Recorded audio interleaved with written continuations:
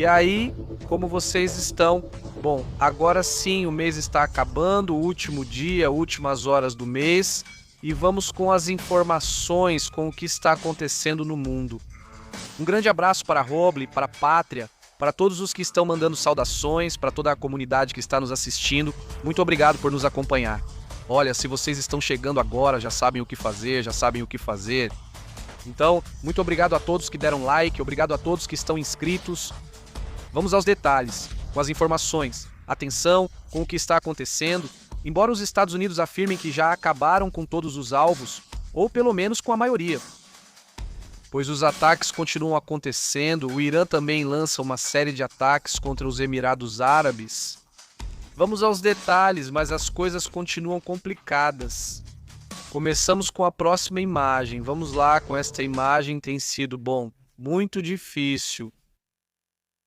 De acordo com o que relatam as imagens de satélite, confirmam que as estações do oleoduto estratégico Afzan-Fugará teriam sido afetadas. Isso, no dia 30 de março, confirmam os incêndios em pelo menos 2 estações de bombeamento do oleoduto Afzan-Fugará. Esse oleoduto é estratégico porque transporta petróleo bruto de Abu Dhabi até o porto de Fugarait, enviando-o até o Estreito de Hormuz. Mas vejam como está agora, quanto tempo vai levar para recuperar esse lugar, é realmente impressionante. E é que em direção ao Estreito de Hormuz, vamos para lá, para alguns lugares que temos visto mais no mapa. Não faz tanto tempo assim, não é?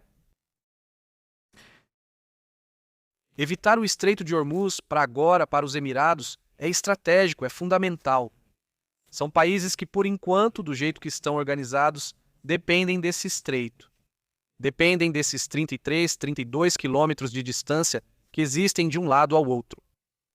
Do qual agora, ainda está sob controle do Irã. Apesar de que, o SEDCOM diz que já está tudo sob controle, vamos ver o que o SEDCOM diz, o que ele fala, eu estava precisando saber. Aliás, um grande abraço. O que dizem por aí?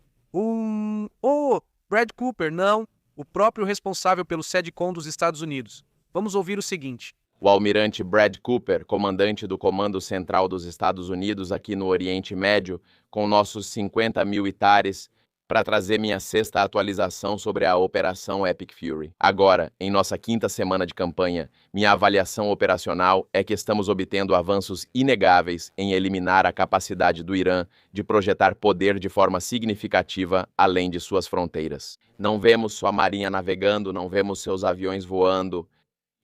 Sistemas de defesa aérea e antimísseis foram em grande parte destruídos. Apesar da nossa clara superioridade, nossas forças permanecem vigilantes. Sempre acreditei que cada sucesso que temos começa e termina com o nosso povo, e nossos combatentes destacados na linha de frente estão fazendo um trabalho excepcional.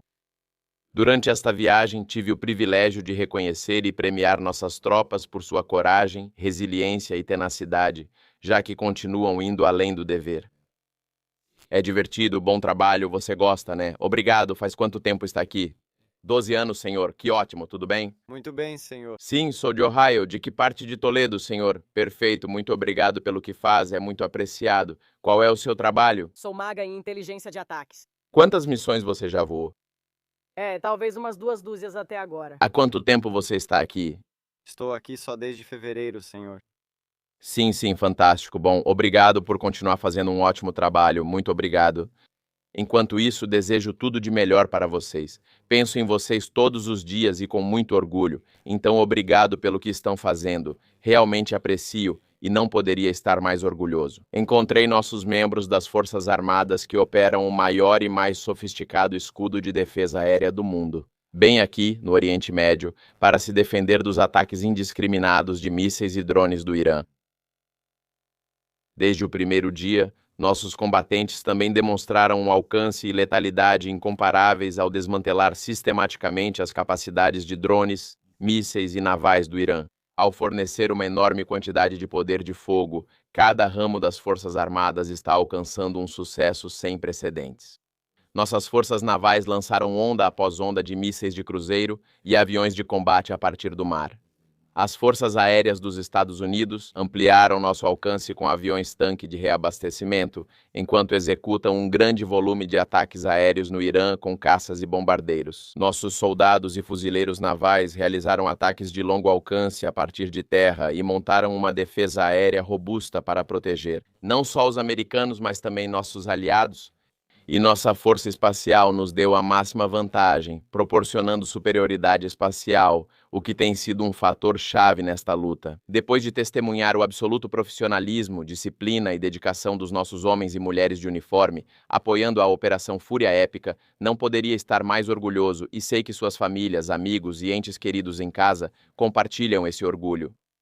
Então, para todas as mães, pais, esposos, esposas, amigos e entes queridos em casa, obrigado por tudo o que fazem para apoiar nossos guerreiros extraordinários.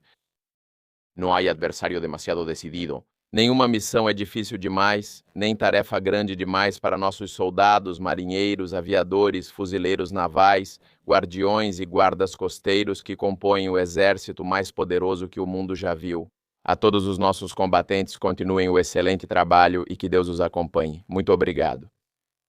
Ponto, essa é a mensagem. Não, pois bem, clássico, não muito clássico. Vocês já sabem como é sempre o estilo dos militares, seja de um país ou de outro. Mas ao mesmo tempo você pensa, bom, o que está acontecendo nos países parceiros, nos países aliados, onde justamente os Estados Unidos têm bases há muitos anos? Vamos aos detalhes do que se sabe, do que foi informado até o momento, e depois vamos para outros assuntos também importantes. Mas, de início, eu acho que é preciso revisar o que aconteceu nos Emirados Árabes com essas explosões, com esses ataques que estão ocorrendo. O Irã havia lançado mísseis e drones em grande quantidade, um ataque massivo no qual afirmam que pelo menos 8 mísseis foram lançados nas últimas horas. Além disso, são 36 drones também dizem que eles têm derrubado a maioria deles. Foram neutralizados 8 mísseis balísticos, 4 mísseis de cruzeiro, 36 drones em uma das maiores ofensivas recentes por parte do Irã. Ou seja, o que diz os Emirados Árabes, de certa forma, não é que contradiz, mas está dizendo pelo menos que não. Tudo o que é dito pelo Pentágono é assim como eles falam, né? Ou seja, basicamente, eles dizem que já não conseguiram realizar todas as operações e tudo o que você quiser. Ou conseguiram, digamos, enfraquecer bastante o inimigo, então enfraqueceram ou não. O ponto é que o que Miletus diz, ao mesmo tempo, é que agora está acontecendo uma das maiores operações contra eles desde que a guerra começou. Não sei o que vai acontecer, mas o assunto está crescendo. Além disso, um petroleiro cubano, isso a gente ainda comentava à noite, um petroleiro cubano, um superpetroleiro, um petroleiro enorme, foi destruído pelo Irã. Também outro assunto muito sério. O chefe militar dos Estados Unidos, como vocês viram, confirma que eles estão buscando destruir toda a capacidade naval e o programa de armas iraniano que avançou. Já foi comprovado, os próprios iranianos também disseram e confirmaram a maioria desses alvos que foram destruídos. Além disso, a quantidade de pessoas que foram eliminadas é impressionante. Agora vamos aos dados. Mas já revelaram quantos soldados da Guarda Revolucionária perderam a vida. Sim, os iranianos realmente estão em apuros. Estávamos. Por isso, eles estão fazendo esse chamado para 1 milhão de reservistas, porque uma porcentagem importante já foi eliminada. Agora vamos a esses números, mas de início vejam. Isso é o que se observa no Estreito de Hormuz nas últimas horas. Esta é a atividade, sim, algumas embarcações realmente cruzam, dá para ver algumas embarcações cruzando. Reparem por onde, bem coladinhos ao Irã, cruzam por aquela ilha. Essa é a zona por onde se cruza. Vejam só, ali desaparecem de um lado, aparecem do outro, nesse trecho, nesse pedaço. Muitos desligam seu transponder, por isso aparecem aqui, e depois aparecem desse lado, aparecem aqui e aparecem desse lado. Então, há algum movimento no Estreito de Hormuz? Isso seria bom para a economia global?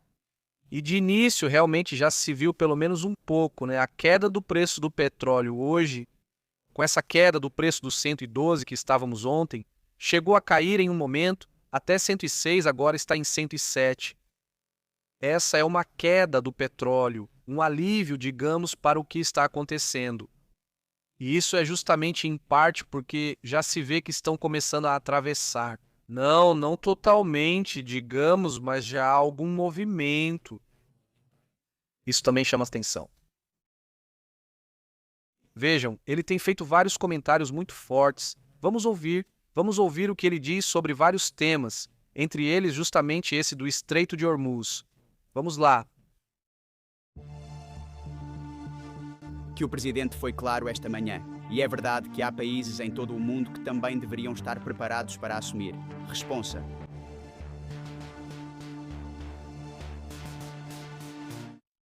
O presidente foi claro hoje cedo. É fato que outros países também precisam estar prontos para assumir responsabilidades. Nesta via fluvial tão crítica, não é só a Marinha dos Estados Unidos. Da última vez que verifiquei, deveria existir uma grande e temida Marinha Real, possivelmente pronta para esse tipo de ação. Então ele está apontando que esta é uma via fluvial internacional que nós usamos menos do que a maioria, na verdade, muito menos do que a maioria. Assim que o mundo deveria prestar atenção e estar preparado para agir. O presidente Trump esteve disposto a fazer o trabalho pesado em nome do mundo livre para enfrentar essa ameaça do Irã. Não é só um problema nosso para o futuro, mesmo tendo feito a maior parte da preparação para manter o estreito aberto. O presidente deixou esse resultado muito claro. Bem, essa é a mensagem, a primeira mensagem que vamos ver de Pete Hegseth, o secretário de Defesa, que declarou que os próximos dias serão decisivos. Possivelmente, nas próximas 48 horas, as decisões finais serão tomadas e isso pode se transformar em uma guerra mais ampla. Ou se isso será uma operação, como eles dizem, de 2 a 3 semanas. Embora ele também tenha chamado de guerra em algum momento durante essas entrevistas, durante essa coletiva de imprensa, na qual, aliás, ele também disse isso. Também sobre o Estreito de Hormuz. Agradeço as duas perguntas. Atualmente, há muito mais navios passando pelo Estreito de Hormuz. Assim como foi determinado pelo presidente, o presidente foi claro com o Irã. Abram-no ao comércio. Ou temos opções, e certamente as temos.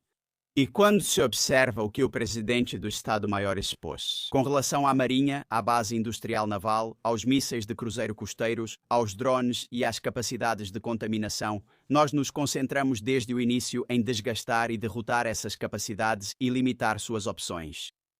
Fazemos muitas coisas, algumas conhecidas, outras não, para criar as condições. E acredito que o presidente foi claro esta manhã em sua declaração ao dizer que há países em todo o mundo que deveriam estar preparados para dar um passo à frente. Bem, insiste-se que os Estados Unidos poderiam até mesmo sair do lugar e deixar tudo assim para que os outros países cuidem disso. É um tema que continua sendo discutido, que continua sendo mencionado nesse assunto, e aqui vai esse ponto exatamente sobre isso. Gary, sei que você já falou um pouco sobre isso, mas é só sobre o Estreito de Hormuz. Abrir o estreito é um objetivo essencial da Operação Epic Fury. Ou esse é o trabalho daqueles outros países? E, em segundo lugar, sem pedir que comente sobre assuntos dos quais não pode falar, qual sua mensagem aos americanos que amam o presidente e acreditam firmemente nele, mas estão preocupados com o envio de tropas terrestres? Primeiro, sobre o Estreito de Hormuz. Nossos principais objetivos deste púlpito, desde o primeiro dia, da minha parte, do presidente, do vice-presidente, do presidente da junta, do secretário Rubio e de outros, foram claros. A produção de mísseis de defesa e os programas de mísseis, então todo o seu programa de mísseis, a base industrial de defesa e a capacidade de produção para construir, e a marinha. E a projeção de poder. Então esses têm sido, e depois, claro, englobando tudo isso, o Irã nunca vai ter uma arma nuclear, isso sempre foi muito claro. Derrotar a Marinha é uma parte fundamental para garantir que eles não possam projetar esse tipo de poder. No fim das contas, acredito que a declaração do presidente nesta manhã deixou isso bem claro.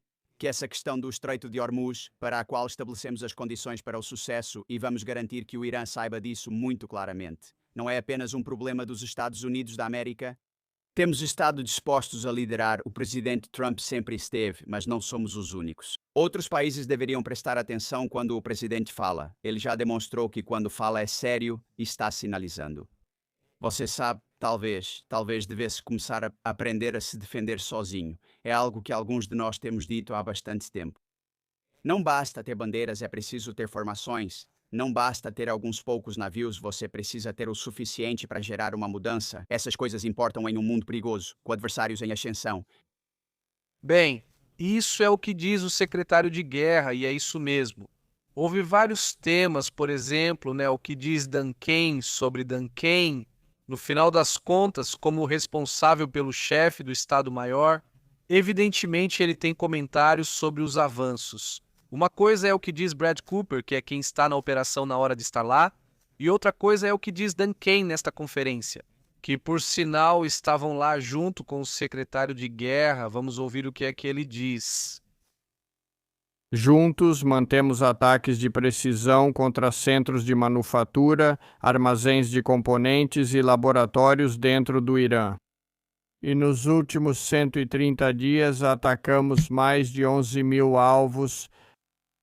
Dado o aumento na superioridade aérea, conseguimos começar a realizar as primeiras missões terrestres com B-52, o que nos permite, como dissemos antes, continuar tomando a iniciativa. E como mencionou o secretário, mudar cada vez mais para alvos dinâmicos, atingindo alvos móveis em todo o campo de batalha.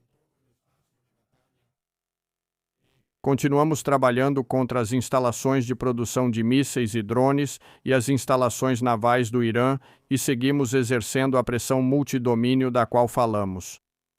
No mar, mantemos a supremacia diante da marinha iraniana, atacamos sua capacidade de minagem, seus ativos navais e, como eu disse, adicionamos helicópteros de ataque e apoio aéreo. Perto do setor naval, o CENTCOM continua identificando e agindo contra depósitos navais e áreas de armazenamento.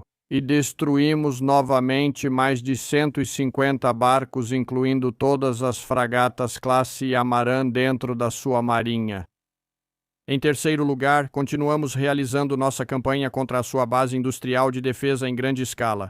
Isso inclui fábricas, armazéns, laboratórios de pesquisa e desenvolvimento de armas nucleares e a infraestrutura associada necessária para que o Irã restabeleça sua capacidade de combate. É muito importante observar o que está dizendo o chefe do Estado-Maior. Ainda mais do que o que ele diz. Hegseth são personagens que não estão em um PID-7. Ele se mostra mais como um político, o que, aliás, é algo que já foi muito criticado, já que o Pentágono, os militares, por lei, precisam ser apolíticos. Eles não podem ser pró-Biden, nem pró-Trump, nem pró-ninguém, não podem ser, vamos dizer, políticos assim. Porque então, evidentemente, isso se torna o exército dos republicanos ou o exército dos democratas. E é isso que se quer evitar. Por isso também esses movimentos foram muito criticados, nos quais faltou, pelo menos é o que dizem, não é o que se afirma, faltou então um consenso com diferentes setores, incluindo os próprios republicanos, muitos dos quais são contra essa guerra. E então, O que diz Hegseth é mais sobre o que está se vivendo. São tempos de guerra. E depois, se são tempos de guerra, justamente porque você está em guerra, diz o seguinte: escutem. isto. Não vou responder essa pergunta, nem o presidente respondeu de forma definitiva. Temos nossos próprios objetivos, diretrizes e metas militares para os quais avançamos e que consideramos. E como ele disse, você sabe, mencionou, de 4 a 6 semanas, 6 a 8 semanas, 3, poderia ser qualquer número em particular, mas nunca revelaríamos exatamente qual é, porque nosso objetivo é cumprir essas metas e estamos no caminho certo. E o presidente do Estado-Maior e eu revisamos isso todos os dias. Será uma decisão do presidente e somente do presidente determinar quando esses objetivos foram alcançados e quando é do interesse do povo americano fechar esse acordo. Ou seja, não há data. Perguntaram ali sobre a data de quando a guerra vai acabar, e ele disse: não posso nem dizer semanas, não posso dizer. Então, quando poderia acontecer o fim desse conflito? Vamos a outro comentário sobre o que eles têm feito, principalmente por causa das críticas de grupos republicanos que estão criticando essa guerra. Vejam a reação Sobre o presidente Trump e presença de tropas em solo, não entendo por que a base que eles já têm, que já entendem, não teria fé na sua capacidade de executar isso. Olhem para o seu histórico de buscar a paz através da força, de alcançar resultados com os Estados Unidos em primeiro lugar. E o que ele simplesmente está dizendo, e é exatamente verdade, e eu também já disse isso deste pódio, é que não vamos descartar nenhuma opção. Você não pode lutar e vencer uma guerra se disser ao seu adversário o que está disposto ou não a fazer. Incluindo o envio de tropas em solo, nosso adversário neste momento pensa que há 15 maneiras diferentes pelas quais poderíamos enfrentá-los com tropas em solo, e adivinha, existem mesmo. Então, se fosse necessário, poderíamos executar essas opções em nome do presidente dos Estados Unidos e deste departamento. Ou talvez nem precisemos usá-las. Talvez as negociações funcionem ou talvez haja uma abordagem diferente. A questão é ser imprevisível e não deixar ninguém saber até onde você vai ou não. Se alguém aprendeu com o Iraque e o Afeganistão, como o presidente Trump, que foi o primeiro a reconhecer isso, não repetirá esses erros. Acho que sempre deixei isso muito claro deste pódio. Bem, é bom ficar atento a isso. Essa é uma mensagem diretamente para o pessoal do MAGA, é por isso que ele diz isso. Porque a base não entende, ele faz todo o discurso ali, quer dizer, porque eles têm criticado essas posições, principalmente a possibilidade de colocar tropas dentro do Irã, um tema que alguns acham que já está prestes a acontecer, outros dizem que isso nunca vai acontecer. Mas enfim, aqui também há uma reação sobre as negociações que estão sendo feitas com o Irã, vamos ouvir. Sobre as conversas. Posso dizer a vocês, tendo estado com Steve, Jared, o vice-presidente, Marco e muitos outros ontem, que são muito reais. Continuam ativas e acredito que estão ganhando força.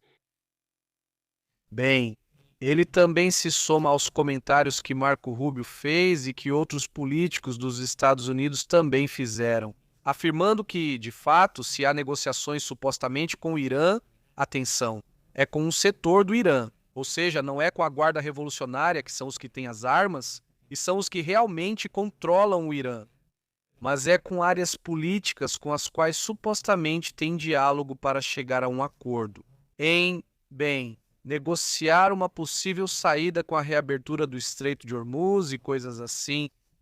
Então, nessa negociação que está acontecendo, evidentemente nem todos estão envolvidos ou convidados nessa negociação sobre o Estreito de Hormuz. Os países árabes, obviamente, não estão convidados, pelo menos por enquanto.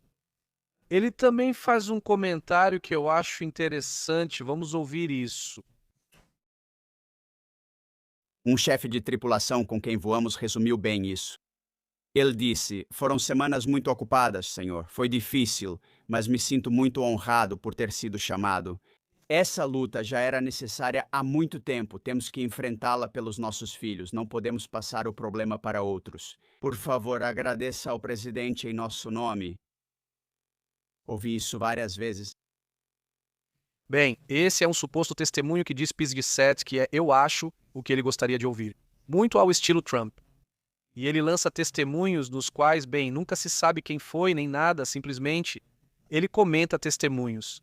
Obviamente que sempre sejam favoráveis ao que ele quer dizer. Mas enfim, esse é o estilo que eles têm para fazer comentários sobre esse assunto. E que, bem, é uma retórica já muito conhecida, né?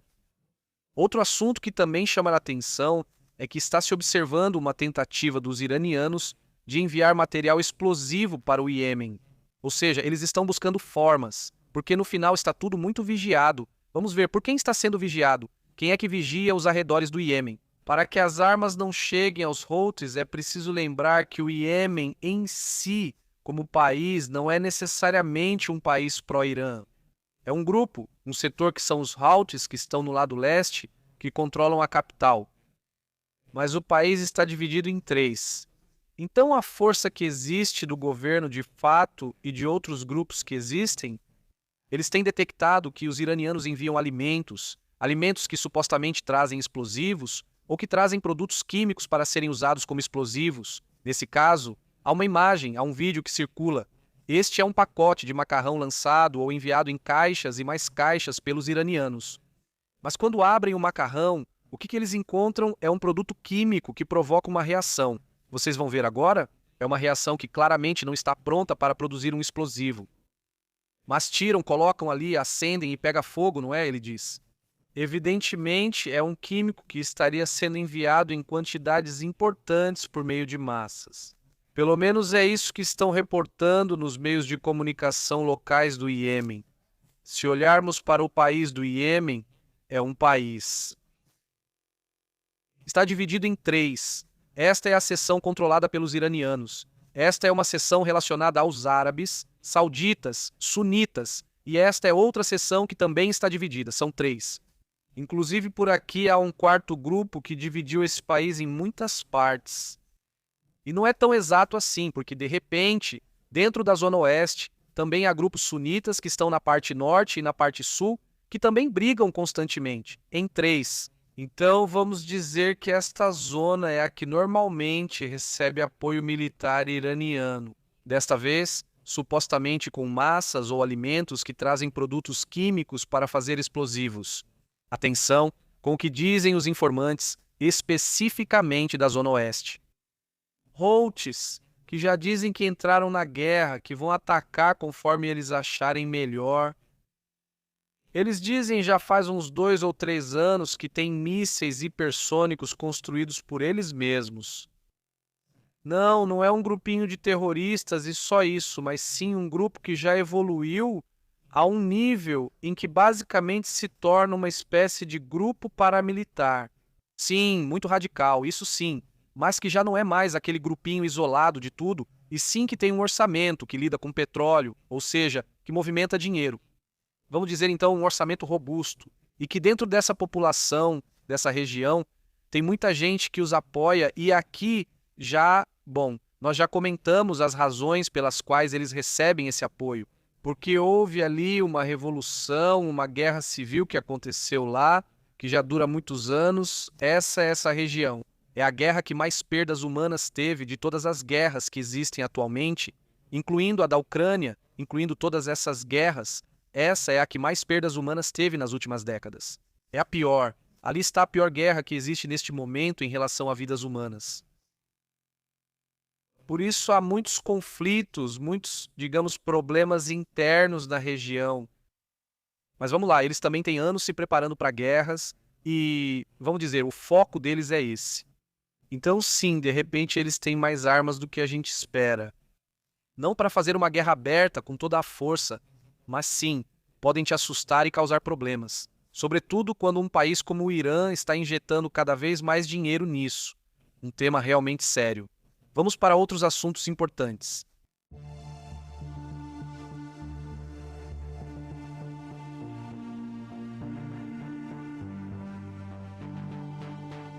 Rapidamente, vamos aos comentários. Daqui a pouco vem outra atualização que já está quase pronta, já está quase preparada. Vamos conversar, mas antes quero cumprimentar a comunidade. Saudações para Nery Salazar em Galveston, Texas. Como estão as coisas aí? Um grande abraço também para Gabriel, para Norma, para Henry, para Mênio. Como você tem estado? Para José, saudações para toda a comunidade. Eu Gorro de Lana diz, eu penso igual, diz ele. Poderia esperar o Irã ter a bomba, diz, e agir depois de um ataque nuclear, diz. Ou seja, você acha que eles têm alguma arma mais poderosa, uma bomba nuclear ou algo assim? Um salve, Nicole Franco, muito boa noite, Vicente Navarro. Também um abraço, o Selvagem Oficial. Como você tem estado, Cebola? E a toda a comunidade que está chegando, muito obrigado por estarem aqui conosco. E olha, eu quero mandar um cumprimento especial para toda a comunidade que está por aqui. Bom, então, participa e além de participar, comenta também. Vamos! Está aqui com a gente, nos acompanha, já faz parte da comunidade. Eu sei que muitos entram e saem, mas tem um bom grupo, cada vez maior, que está aqui com a gente todos os dias, nas atualizações, e isso a gente agradece muito, nos vemos aqui, isso é muito emocionante, agradeço muito por isso. Olha, vivemos um tempo curioso, um tempo em que, digo eu, apesar de tudo, sempre sou otimista e continuarei sendo. Mas sempre, é claro, temos que ser otimistas, mas também não ingênuos. Ou seja, no sentido de que precisamos ver que coisas podemos evitar diante dos desafios que estão por aí. Bem, há coisas que podem ser prevenidas, há coisas que não, certo? Mas olha, há coisas que sim podem ser prevenidas perfeitamente. Uma das coisas que podem ser prevenidas é o que ocorre na economia. Pensar muito bem em, economizar, em pensar muito bem em sempre ter aquela renda extra por aí. Sabe o quê? Olha, eu tenho meu trabalho, mas tenho uma rendinha aqui, esse tipo de coisa, diversificar um pouco esses riscos. Sempre tentar criar laços com as pessoas ao seu redor, não só com seus amigos e familiares, mas em geral, na comunidade onde você vive. Esse tipo de coisa. Começamos hoje uma sessão que é um guia de sobrevivência, que não é o meu guia de sobrevivência, é o guia de sobrevivência da comunidade. Porque muitas dessas dicas que estão lá são coisas que vocês me disseram, coisas que vocês me passaram, ou depoimentos que vocês me contaram. Sabe que isso é muito importante? Na verdade, já nos comentários que tem nesse vídeo, eu já fiz minhas anotações de conselhos muito positivos, muito bons, de pessoas que já comentaram. Eu vivi o terremoto tal, eu vivi a situação tal, o conflito tal, e então por aí vou fazendo minhas anotações. E esse guia, bom, a ideia é ir melhorando ele e ir reunindo diferentes dicas sobre o que fazer em diferentes circunstâncias de risco. No final, é um plano de prevenção, não se deseja, obviamente, que aconteça nada de ruim. Evidentemente, isso é só planejar, prevenir, e se não acontecer nada, olha que ótimo. E se acontecer, bom, aí você tem o plano Blake, o plano 6, todos os planos possíveis. Sobretudo já pensando que, bom, temos muita informação, tem muita informação ali, ou seja, é melhor que essa informação sirva para algo prático, que não seja só informação. Como eu disse, bom, alguma vez eu ouvi falar, né? Vamos fazendo anotações, vamos criando alguma estratégia de prevenção e acho que isso será importante a longo prazo. Sal Garcia, como você tem estado? Muito bem, Manuel. E aí, tudo certo? Mirna Solis, um abraço até San Antonio, Texas. Muito, muito bom. Quem mais está por aí? Diz Gray Bean. Gray Bean. Campos diz: algo grande está para acontecer, mas a luta é boa. Saudações. Saúde, muito obrigado. Saúde, saúde, saúde, saúde, Beto Barba. Um grande abraço também. E bom, daqui a pouco voltamos com outras situações, com outros temas. Como você tem estado, Paulinho? E aí, pessoal da comunidade que está chegando, muito obrigado por estarem aqui.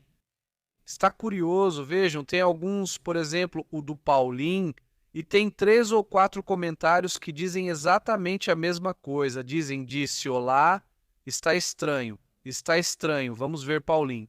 Você pode escrever outra coisa que não seja só isso?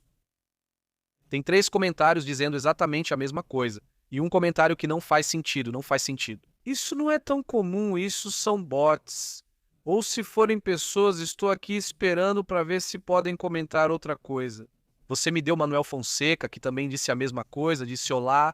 E mais acima tem outro comentário que diz exatamente a mesma coisa. Veja, Norma Jeffers disse olá, está estranho. Com a mesma tipografia, com as mesmas letras, com o mesmo, tudo igual, não varia em nada. Não, curioso, não sei, vocês aí confiram. São 3 comentários iguais, de 3 pessoas diferentes, isso está estranho. Saudações, Patrick. Como você tem estado, tudo bem, ele disse. Estar preparado é como ter um seguro de carro, casa, etc.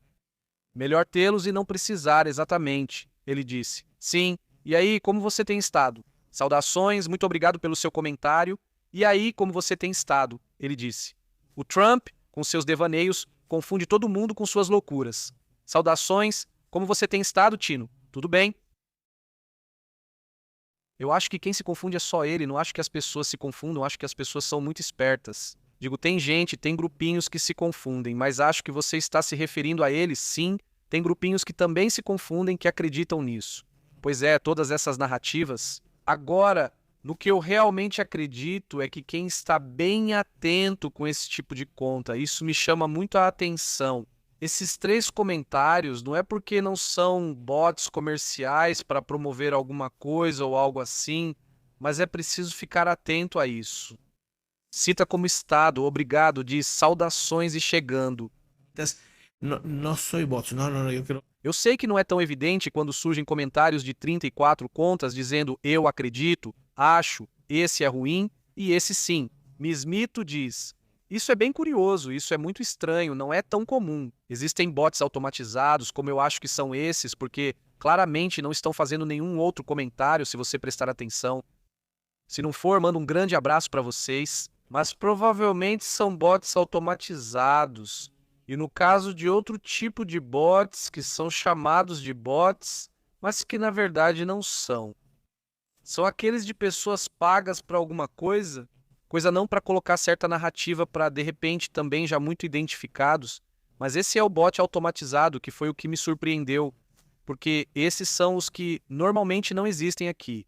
E já são 3 comentários. E que eu identifiquei isso por esses comentários com essa frase exata. E que nenhuma dessas 3 pessoas, então, voltou a comentar absolutamente nada até agora. Não está ótimo, então, Patrícia? Saudações, Jesus, como vai? Saudações também para Eva Garcia, este Tino Sol. Saudações para toda a comunidade, então, diz. Saudações, diz. Duolingo, pago desde a Nigéria, diz algo assim. Ou seja, então, quem sabe como está a situação? Está curioso, vamos ficar de olho. Hoje estamos em outra transmissão, confiram para ver se acontece e se nos acompanham. José, como você está? E Francisco. Mas que lógica tem dizer isso? Disse oi. Como assim disse quer dizer? Não faz nenhum sentido. Então, e 3 vezes em 3 contas diferentes, está super estranho. Vamos ver o que ocorre na próxima transmissão. Eu espero alcançá-la. É que se eu não conseguir agora, já vai estar muito tarde, então vai ter que ser logo em seguida. Acredito que, no máximo, em meia hora começa a próxima transmissão. Nos vemos em breve para saber o que dizem e se aparecem por aí, ele disse. Olá? Bueno, pues... Um grande abraço, fiquem muito bem, obrigado por me acompanharem. Até daqui a pouco.